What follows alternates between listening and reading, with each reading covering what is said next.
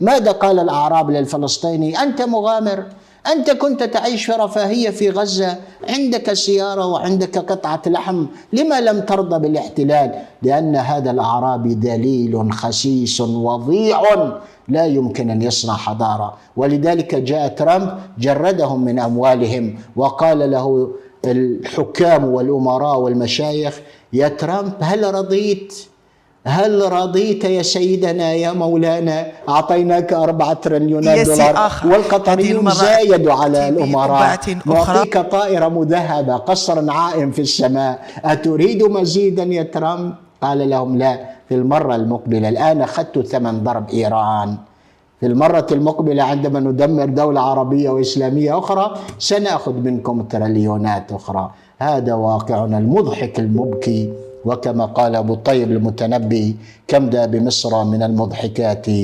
لكنه ضحك كالبكاء. أنا لا أهتم لما يقوله الناس، أنا أعرف نفسي ولذلك أفعل ما أريد. أنا لست نادما على أي شيء فعلته فيما مضى، هل تفهمني؟ في إعلام إسرائيلي أيضا يتحدث أن بعد إيران دور الجزائر قادم. نعم. كيف بتشوف هذا الحديث؟ أولا، الجزائر في دائرة الاستهداف، ليس من الآن. الجزائر بالمناسبة عندما آوت منظمة التحرير الفلسطينية وكان لها قواعد في الجزائر، قواعد سياسية طبعا، وكانت بعض البواخر تصل إلى منظمة التحرير الفلسطينية، كان الموساد الإسرائيلي يفجر هذه البواخر. وأذكر قضية لا داعي أن نثير ملفا كاملا، تفجير باخرة في مدينة عنابة البحرية في الجزائر قام بها الموساد. والمخابرات الجزائرية، يعني الجيش الجزائري، وضع يده واعتقل الكثير من عملاء الموساد. كانت لديهم مهام أمنية في الجزائر. أول مهمة ربما تتعجبين، التجسس على مفاعل النووي الجزائري عين وسارة. عين وسارة وضع تحت طائلة الاستهداف، وللأسف الشديد الفرنسيون ضليعون في الأمر، البريطانيون ضليعون، الأمريكان ضليعون، لأنهم طلبوا قواعد عسكرية من الجزائر في الساحل الجزائري في الصحراء الجزائرية، والجزائر رفضت، ودولة مجاورة للجزائر. السلام عليكم، حياكم الله جميعا. خوتي، أنا وقفت لكم الفيديو هذا، شوفوا الخبر عاجل على كل حال باش دير حسابك الحاج. شوف لي ترامب واش راه يقول هنا، قرا معايا هذه اليوم. ترامب: سنفرض رسوما جمركية بنسبة 30% على الجزائر والعراق وليبيا. أيوة، انت حلل وحدك.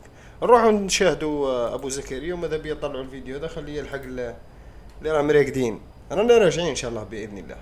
الجزائر أيضا كانت ضليعة، والإمارات العربية أيضا كانت ضليعة، وهذا ما يفسر هجوم التلفزيون الجزائري على دولة الإمارات، لأن الجزائريين حصلوا على معلومات أن هنالك تواطؤ دولي ضد الجزائر. وأتذكر في يوم من الأيام في مؤتمر للقمة العربية في القاهرة، حمد بن جاسم آل ثاني القطري قال لمراد مدلسي وزير خارجية الجزائر الأسبق، قال له: أنت تدافع عن سوريا في الجامعة العربية، الدور قادم عليكم في الجزائر. طبعا المخططات الأمريكية لا توضع في أسبوع، توضع يعني في مدى زمني طويل جدا، وكان يؤشر إلى وجود مخطط ضد الجزائر. عندها أنا كنت في حلقة تلفزيونية، فقلت لمراد مدلسي: يا معالي وزير خارجية الجزائر، ردك لم يعجبني على حمد بن جاسم آل ثاني، وأنا لو كان يعني أمامي لصفعته على الهواء مباشرة. والله العظيم أنت تتكلم بهذه اللغة ضد الجزائر، أنت تتكلم بهذه الأنجهية ضد الجزائر. والحمد لله لست وزيرا للخارجية، لأنني أنا لا أحترم ما يسمى بإتيكيت رجل الدولة، شخص يهينني وأسكت. أنا كجزائري مذهبي وعقيدتي علي متواقف. تعرفين قصة علي متواقف؟ الجزائري كان عندما تعدمه فرنسا ويتقدم إلى منصة الإعدام ويرشقه الفرنجة بعشرات الرصاصات، أصدقاء المجاهدون يقولون له: يا علي متواقف، فيتماسك والرصاص يخترق قلبه وكبده وأضلاعه، يتماسك إلى أن تصل الروح إلى الحلقوم فيضطر إلى أن يسقط. فهذا وزير خارجية قطر، لو كان أمامي لصفعته، لأنه يهدد الجزائر. ما عاش الذي يهدد الجزائر، ولم يبعث ولم يحيى الذي يهدد الجزائر. ونحن في الجزائر 40 مليون استشهادي، 40 مليون انتحاري الذي يدنو من الجزائر. وقلت أكثر من مرة: ندكدك خيشومه ونأكل لحمه وشحمه. حاولوا من خلال طائرة الدرون التركية التي دخلت عبر الحدود الجنوبية من مالي إلى الجزائر، وكانت رسالة إلى منابع النفط في الجزائر ومنابع الغاز: لا تجربوا الجزائر. الجزائر طردت الحلف الأطلسي من أرضها، والجزائريون ضباطنا والقوات الخاصة الجزائرية، أنت تعرفين نحن عندنا ضباط من نوع خاص، غداؤهم الحيات وعشاؤهم العقارب، فما بالك بالأجساد الضعيفة أمام الجزائر. عسكريا جاهزة اليوم الجزائر؟ جاهزون إن شاء الله، جاهزون. وبالمناسبة أزيدك معلومات: هم لماذا أبقوا على الحريق الليبي؟ لأنه كان المخطط أن داعش تدخل من ليبيا إلى الجزائر، نعم، والقاعدة تدخل من ليبيا إلى الجزائر. والجزائر قاومت الإرهاب على مدى 10 سنوات في التسعينيات، ولديها تجربة واسعة في معرفة مكامن الإرهاب. وفي الجزائر قدرات مذهلة وقدرات جبارة. بغض النظر عن القدرات، هناك العقيدة القتالية ضد الاستعمار. يقول أحد شعرائنا ابن باديس: وإذا مت فصيحتي تحيا الجزائر والعرب. أزيز الرصاص ألفناه، وصوت القنابل أحببناه، وذبح الأعداء مارسناه.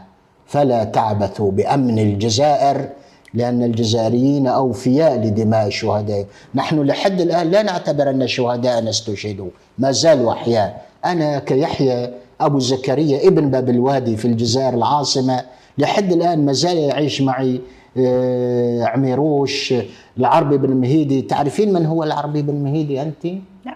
يا ميساء، العربي بن مهيدي ثائر جزائري، قال عنه بيجار عندما أعدمه طبعا: لو عندي 10 من أمثال العربي بن المهيدي لفتحت العالم كله. هؤلاء رجالنا، رجل في أمة. والجنرال لاكوست وهو يغادر الجزائر باكيا مترنحا مهزوما مذعورا منكوبا مصفوعا، سأله صحفي من جريدة لوموند، وجريدة لوموند كانت المسيطرة على المشهد الإعلامي الفرنسي، قال له: لما غادرتم الجزائر؟ أنتم ضعفاء، الحلف الأطلسي يغادر الجزائر. قال له: وماذا نفعل إذا كان القرآن أقوى من فرنسا في الجزائر؟ فنحن عندنا القرآن وعندنا السلاح، وخذ للحياة خطوبها. نحن تعلمنا يا سيدتي في مدرسة الرجال، تعلمنا في مدرسة الأبطال. والجزائر بالنسبة إلينا ليست علما. الجزائر بالنسبة إلينا، بالمناسبة أنا عندي قنينة فيها تراب الجزائر من سيدي فرجلة من راست. إذا أردت أن أشحن نفسي مثل ما تشحنين نقالك بالشاحن، أنا أشحن نفسي ومعنوياتي باثنين: بتراب الجزائر، وقسما بالنازلات الماحقات. هؤلاء أبناء الجزائر، وهكذا ستظل الجزائر. فلا تخافي على الجزائر إن شاء الله تعالى. مستعدون. نعرف أن الأعداء خبثاء وشياطين، ونعرف أن الأعداء يتربصون، ونعرف أننا في زمن سرقة الأوطان وتدمير الأوطان وإحراق الأوطان، لكننا في الجزائر نحرق قبل أن نحرق، ونضرب قبل أن نضرب، ونستأصل الرأس قبل أن تستأصل رؤوسنا. تعرفين لما؟ لأن رؤوسنا دائما مرفوعة إلى العلا. نحن لا نطأطئ، نحن أمة لا نطأطئ إلا لله ركوعا وسجودا إن شاء الله. من الحديث عن الجزائر لفتني خبر كانت يتم التداول به، حديث عن وجود قوات الجولاني في المغرب حيث أقاموا أنفاق هناك تحاكي غزة. نعم. عندك معطيات عن الموضوع؟ كيف بتشوف هذا الحديث عنه؟ الجولاني من يكون؟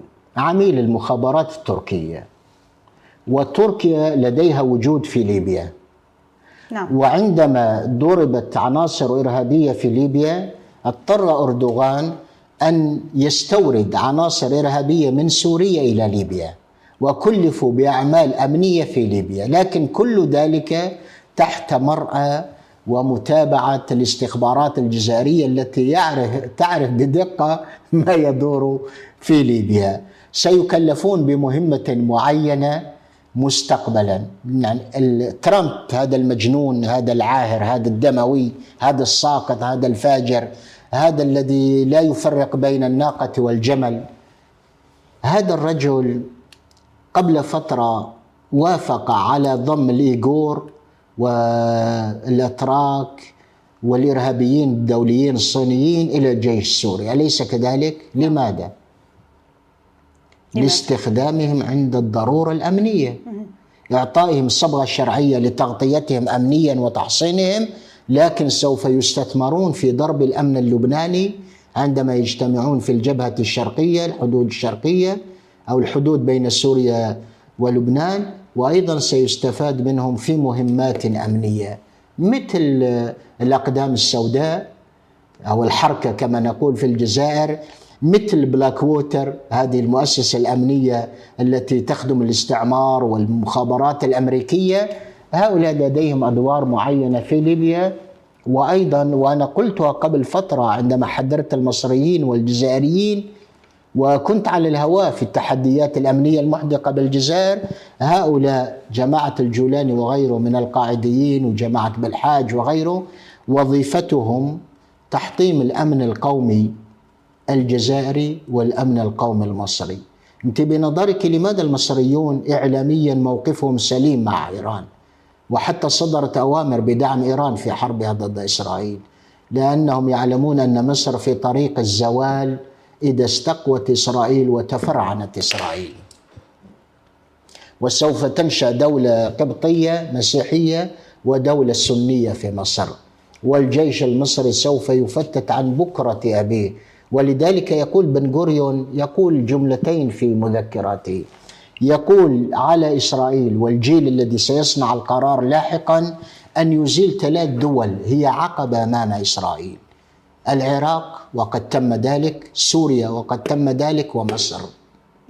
ويقول أيضا لو كنت حاكما عربيا لما تحالفت وأقمت اتفاق السلام مع إسرائيل. لو كنت هو يفضح نفسه، يقول لو كنت حاكما عربيا لما طبعت مع إسرائيل، لأن الإسرائيلي غادر وكافر وفاجر ويخون العهود. وقع اتفاق غزة أريحة أولا مع الفلسطينيين وذبحوا الفلسطينيين، بل قتلوا ياسر عرفات الذي وقع معهم اتفاق أوسلو، قتلوه بسم خاص وضعوا أحد رجالات عرفات في طعام عرفات. ووقعوا اتفاق مع الأردن وادي عربة وهم يستخدمون الأردن في خدمة أمنهم القومي، ووقعوا كامب ديفيد وهم يتحدون الجنود المصريين على الحدود المصرية الإسرائيلية ويقتلون ما يحلو لهم من جنود مصر دون أن تتحرك مصر انتقاما لشرفها وكرامتها. هذا الصهيوني، هذا نتنياهو يريد أن يكون سيد الكون، فرعون العصر. لكن فرعون الذي قال أنا ربكم الأعلى لم يجد السباحة فغرق في البحر، وهكذا سيغرق نتنياهو وكل طاغية عنيد جبار سيغرق إن شاء الله. بدي أمرق سريعا قبل ما أختم أستاذ يحيى عن دور المقاومة والمقاومة ككل في المنطقة، كيف بتشوفها إذا رح تتأثر إذ لا سمح الله سقط النظام الإيراني؟ أولا احتمال سقوط النظام الإيراني مفردة في الأدبيات الغربية والإسرائيلية فقط، طبعا العربية تبعا، لأنه للأسف العرب تبع ما يقال في الغرب يرددونه في العالم العربي، وهذا أيضا يوافق هوى في أنفسهم. يحلمون أن النظام الإيراني المزعج الذي تبنى المقاومات والذي ما زال يصدع بفلسطين، لأن ذا العار لا يريد من يزعجه، يريد أن تكون الأمة كلها أمة عار. صحيح. لا يريد من يذكره بالحرية والانعتاق وما إلى ذلك. سقوط النظام الإيراني من المستبعد جدا. يعني تصوري السيد القائد علي خامنئي، وهو مشروع شهيد بالمناسبة. صحيح. وهو يقول أتمنى أن أكون شهيدا. حتى اليوم كان في تهديد مباشر من هذه مدرسة الشهادة، هذه مدرسة مثلما تحبون الدنيا نحب الآخرة.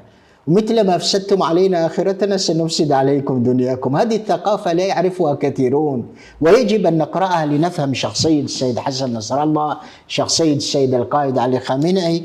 ونحن للأسف لا نريد أن نقرأ هذه الأمور السيكولوجية البنيوية الشخصانية لهذا وذاك. السيد القائد سلم كل الصلاحيات والسلطات للحرس الثوري الإيراني. معنى ذلك أن القرار العسكري في إيران والقرار الاجتماعي والسياسي بيد أعظم مؤسسة عسكرية قوامها أكثر من 30 مليون. الشعب الإيراني 100 مليون، 100 مليون، وكلهم شباب، كلهم شباب، وكلهم مدرب تدريبا محكما قويا قاسيا غليظا، تدربوا في الجبال وفي البراري والقفار. فإذا لا خوتي الأعزاء، بعد ما شاهدتوا هذا الفيديو، يحيى أبو زكريا ابن مدينة باب الواد بالجزائر العاصمة، أنا هذا المحلل يعجبني صراحة، نقدر نسميه نمبر وان، يعني من زمان تبعه، من زمان يا حسرة. جامي تبعت له حوار وما خرج قد جامي تبعت له حوار وما خرج، ونهار اللي خرج الشرع قلت لكم ودي ما كاش مخرج زعما شوية دوك جزائر ماشي جزائريين، جزائريين، لأنه الجزائري ذكي وفطن. الجزائريين الله غالب، راني كي نقول لكم الجزائريين يعني مواتي نص نص، فهمت؟ نهار خرجوا يسبوا فيا، قال لك انت واش تفهم؟ قلت لكم ما ودي يجي نهار اللي تشوفوا. شفتوا الفوطو اللي معلقه اللي حطوها له البارح؟ شفتوها فوطو يا مع بن سلمان ومع نتنياهو ومع ترامب؟ شفتوا هذاك الفوطو؟ اي صح. وش هو جوابكم على ذيك الصوره؟ هل كنت نضرب في خط الرمل كما قالوا هذاك، ولا كنت نحكي صح؟ لانك ما كنتش متابع سياسه مليح. ما تجيش تشوف فيديو هكذا وتحكم عليه. قالوا تحكم على الكتاب من العنوان تاعو. تكون هكذا راك تمارس واحد الدعارة السياسية، تعرفها؟ راك تمارس فيها برك، ماكش تمارس سياسة، لكن تمارس دعارة سياسية، وهذا راه تبهديله ليك على بالك، باش ما تكونش تحلل ومنا وتفهم. كي نقول لك انا بن سلمان هذاك راه بيدون، ما تقوليش ودي امير المؤمنين وحامي ارض الحرمين، كاش منها كاع. هذاك راه مشوه صورة الحرمين، يجيب لك من الاخر، حب من حب وكره من كره. أرض اللي مشى عليها النبي عليه الصلاة والسلام دنسها هو من الآخر.